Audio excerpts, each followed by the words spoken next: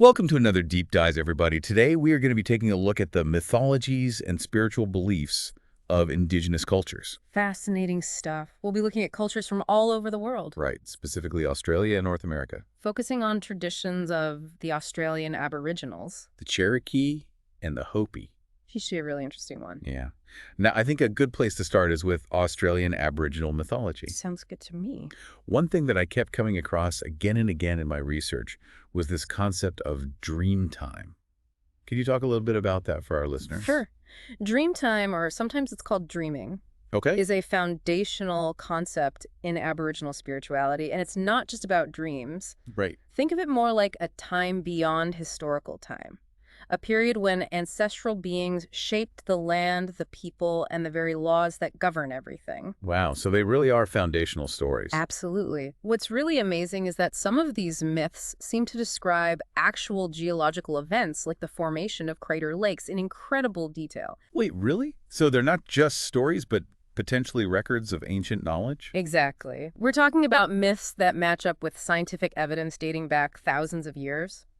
Linguist R.M.W. Dixon has done some fascinating work comparing Aboriginal myths to geological findings Okay. about places like Lake Eacham and even the Great Barrier Reef. Wow. It suggests a really, really deep understanding and observation of the natural world that's pretty incredible. That's amazing. Thousands of years. Like, you really have to wonder what other insights might be hidden within those stories. Yeah, absolutely. Now, when I was doing the research, I also noticed this recurring character, the rainbow serpent. Oh, yeah. What's the significance of that?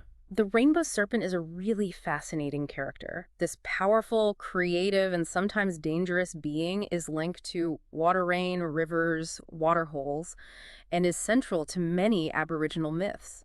And just like the diversity of Aboriginal culture itself, the rainbow serpent has different names in different groups. Okay, yeah, that makes sense. It's like Yingarna in the Arnhem Land region. So the same powerful figure, understood and represented in unique ways by different groups. That's really cool. Is. And some scholars think that the bunyip, the mythical creature, could be another interpretation of the rainbow serpent myth. Right. Though I know there is some debate about that. Yeah, there's definitely debate about that. But the bunyip, that fearsome creature lurking in the water holes, Yeah. does share some characteristics with the rainbow serpent, which makes you wonder if there are deeper connections between the stories. It really shows how rich and layered these mythologies are. Yeah, for sure. Speaking of layered, let's talk about the Captain Cook myth. This isn't just like a retelling of the historical explorer's arrival, is it? No, not at all. It's more about understanding the massive cultural shift that came with colonialism. Captain Cook becomes this really symbolic figure representing the arrival of a new, often disruptive force. That makes sense. So how does this symbolic Captain Cook show up in the stories? In fascinating and diverse ways. So, for example, there's the Bateman's Bay story, where the ancestors actually reject gifts from Captain Cook, which really symbolizes resistance to colonial influence. Oh, that's interesting. But then there's the Cardwell story, where Captain Cook is seen as a returning ancestor spirit, Okay. but one offering strange and unfamiliar items. So like each group is trying to process this historical event and its impact on their culture through myth. Exactly. And some versions, like the one from the Gulf of Carpentaria, reflect the darker side of colonialism, Right. violence and dispossession. And so it shows how mythology can be a powerful tool for explaining and coping with traumatic experiences. Definitely. Now, shifting our focus to North America, one thing that I really connected with when I was reading about it was the Cherokee worldview. Their emphasis on the interconnectedness between the physical and the spiritual realms is really powerful. Oh, absolutely. And the importance of balance between men and women, summer and winter, plants and animals, it's woven into everything. It's a stark contrast to how many modern societies view the world. For sure. Absolutely. And this idea of balance even extends to their beliefs about sickness and healing. They see diseases as a form of retaliation from animals for disrespecting the natural world. That's a fascinating perspective. Yeah. So it's not just about physical ailments, but also about maintaining spiritual harmony with nature. Precisely. Wow. And this interconnectedness is also reflected in their practice of bathing in rivers year-round for ritual purification. Really, even in the winter. Yeah, even in the depths of winter, they would immerse themselves in the water to cleanse themselves and connect with the spiritual energy of the river. Wow, that's pretty incredible. So we've talked a bit about their worldview and their beliefs. What about their creation story? What stood out to you? Well, their creation story starts with the earth forming from mud and a buzzard shaping the mountains with its wings.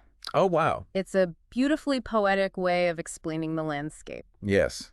And it reminds me a little of how those Aboriginal myths we talked about earlier explain the formation of Crater Lakes.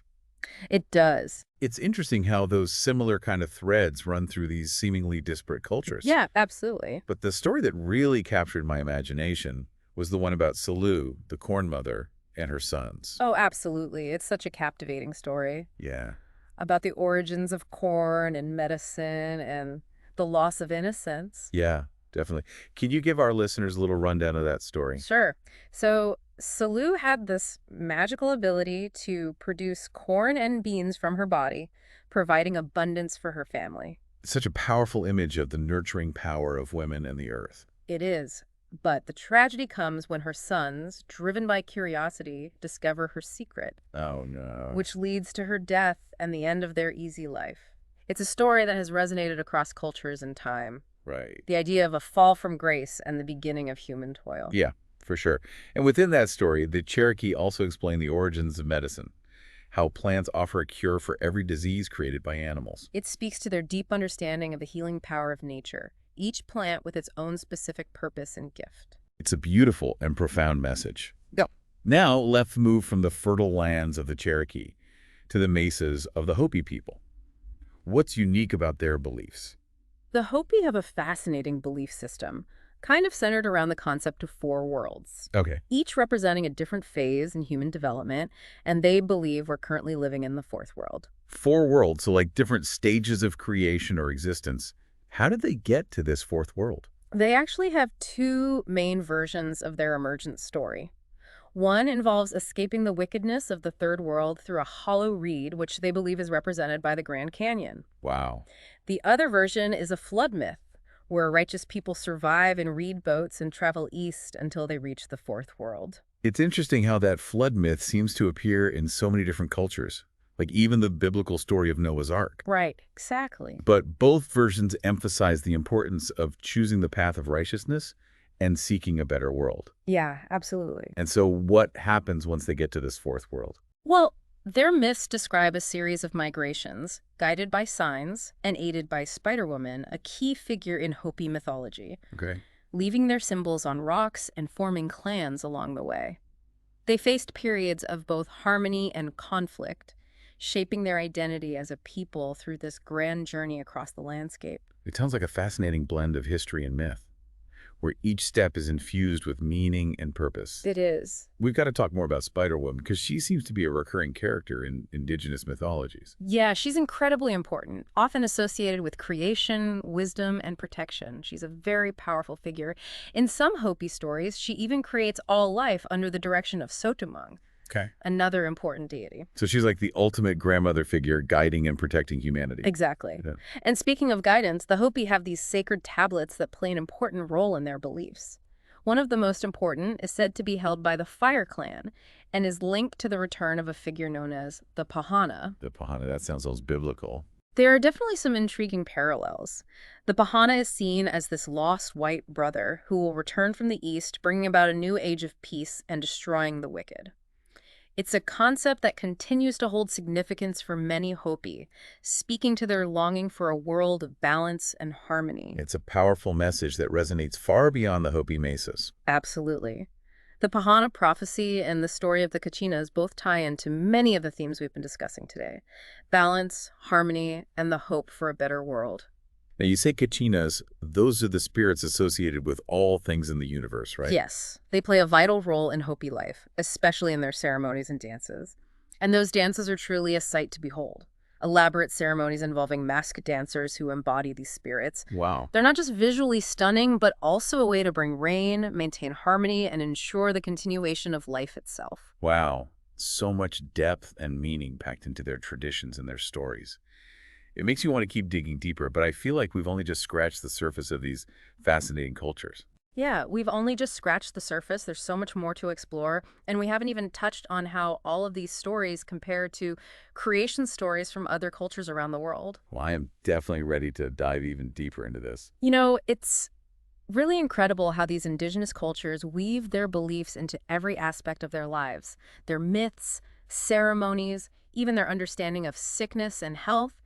It all connects back to this profound respect for the natural world and this interconnectedness of all things. Yeah, it really is remarkable. It makes you realize how much our modern societies have lost touch with that way of seeing the world. We often view ourselves as separate from nature, as if we're not subject to the same laws and rhythms. Exactly. And that brings us to a really interesting point: the similarities between indigenous creation stories and those from other cultures around the world.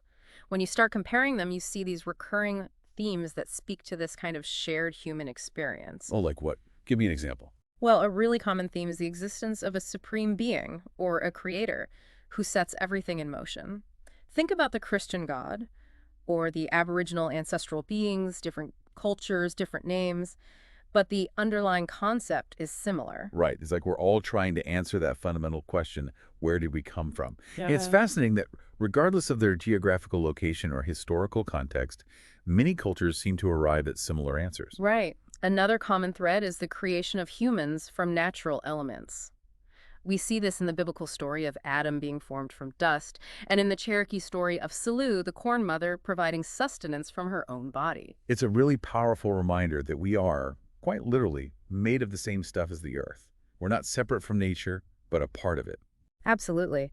And this interconnectedness is often reflected in the idea of a golden age, or a time of innocence and abundance, followed by a fall from grace, or a period of hardship. You see this in the story of Adam and Eve being expelled from the Garden of Eden, and in the Cherokee myth when the sons discover Selu's secret, leading to her death and the end of their easy life. Yeah, it seems like that idea of a fall from grace really resonates across cultures, perhaps as a way to explain the complexities of human existence and the challenges that we face.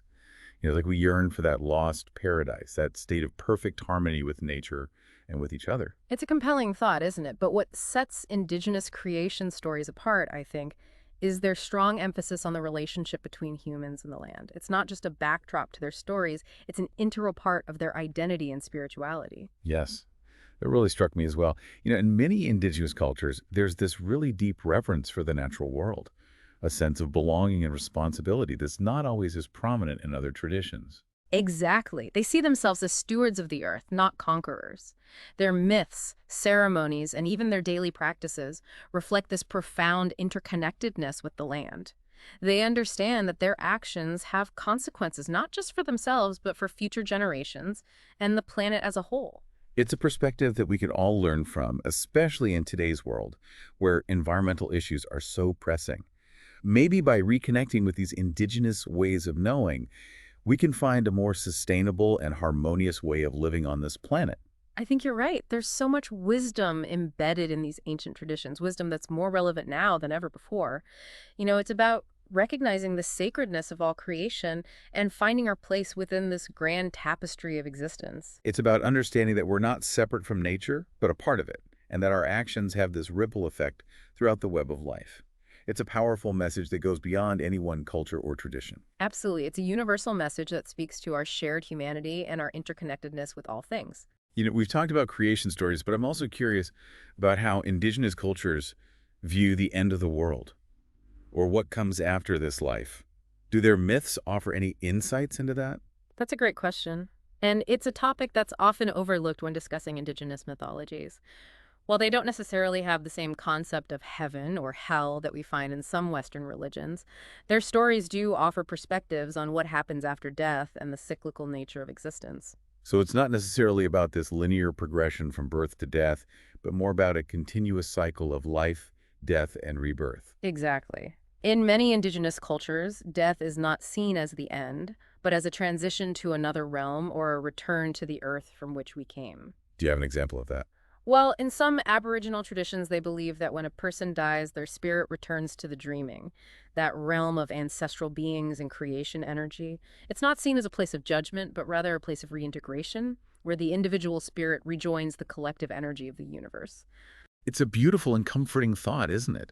The idea that we don't simply cease to exist, but become part of something larger than ourselves. It is, and it ties into their deep connection to the land. Just as their ancestors shaped the land and its creatures during the dreaming, So too will their spirits return to that sacred realm, nourishing the earth and continuing the cycle of life. It's a reminder that we are all part of something much bigger than ourselves, both in life and in death. Exactly. And this cyclical view of existence is also reflected in many of their rituals and ceremonies. Take the Katina dances we discussed earlier. They're not just about bringing rain or ensuring a good harvest, they're also about maintaining harmony and balance between the physical and spiritual realms, between the living and the dead. It's like they're constantly acknowledging and honoring the presence of their ancestors, recognizing that they're not gone, but still connected to the community in a meaningful way. Precisely. And this connection extends beyond just the human realm. Many indigenous cultures believe that all living things, plants, animals, even the earth itself, have spirits and are interconnected in this web of reciprocal relationships. It's a worldview that fosters such a deep sense of respect and responsibility for all of creation, something that's sorely needed in our modern world. I agree, and I think it's something we can all learn from, regardless of our cultural background or spiritual beliefs. By recognizing our interconnectedness with all things, we can start to shift our perspective and create a more sustainable and harmonious future for ourselves and for generations to come. That's a powerful message. Mm. Makes me wonder, what other insights can we glean from these indigenous mythologies and spiritual beliefs? Oh, I think we've only just begun to scratch the surface. There's so much depth and richness to explore, and I'm excited to keep diving deeper. We've talked a lot about these indigenous creation stories, and I think it would be really interesting to compare them to creation myths from other cultures around the world. Oh yeah, for sure. Like, I think we were prepping for this episode. You mentioned that there are actually a lot of really fascinating parallels. There are. It's amazing how, across such diverse cultures and time periods, we see these recurring themes and motifs popping up in creation myths. So where do we even begin? There are just so many creation myths out there. Well, a good place to start might be with those big overarching themes. Like one that we see again and again is the idea of a supreme being or a creator who sets everything in motion. Think about the Christian God or Abrahamic God, Right, right. or even the ancient Greek myths with Zeus ruling over the gods on Mount Olympus. Yeah. It's interesting how those creator figures are often depicted as separate from humanity, kind of observing us from a distance. Yeah, you see that a lot, especially in monotheistic religions. But one thing that's really interesting about a lot of indigenous creation stories is that they often depict a much closer connection between the creator beings and humanity.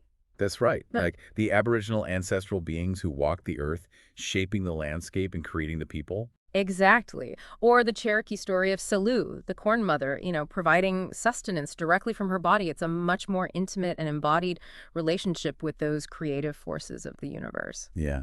And that makes me think about the Hopi belief in the Kachinas, Yeah. those spirits that embody all things in the universe, including ancestors. Right. It's like they see the spiritual realm as woven into the fabric of everyday life, not separate from it. Exactly. And it brings up a key difference between many indigenous and Western cosmologies. Mm. In a lot of Western thought, there's this really clear distinction between the physical and the spiritual. Right. But in a lot of indigenous cultures, those realms are seen as much more interconnected and interdependent. It's like their spirituality is really grounded in the natural world, in the cycles of life and death, the rhythms of the seasons, and the interconnectedness of all living things. Exactly. And you see that interconnectedness reflected in their creation stories, too. There's a lot of emphasis on balance and harmony, right? Yeah.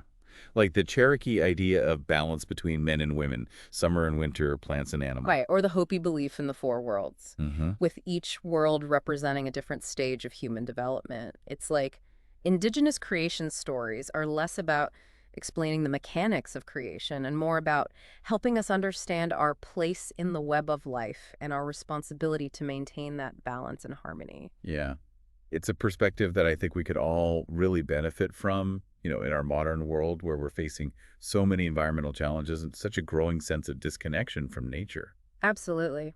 These indigenous mythologies and spiritual beliefs, they really offer these valuable insights into how we can live in a more sustainable and harmonious way. Right? Recognizing our interconnectedness with all things and remembering our responsibility to care for the earth. It's a powerful reminder that these ancient traditions aren't just relics of the past. Right. They're a source of living wisdom that can guide us toward a more balanced and fulfilling future, both individually and collectively. Well, this has been such a fascinating deep dive. Thank you so much for sharing your knowledge and insights with us. It's been a pleasure. I always learn so much from exploring these topics. I agree. I feel like we've only just scratched the surface, but it's definitely given me a lot to think about. Me too. I hope it's inspired our listeners to maybe do a little digging of their own. Yes. There's so much to learn and discover from the wisdom of these indigenous cultures. So much to learn and discover. So, to everyone listening out there, keep those minds open and curious, and we'll see you in the next deep dive.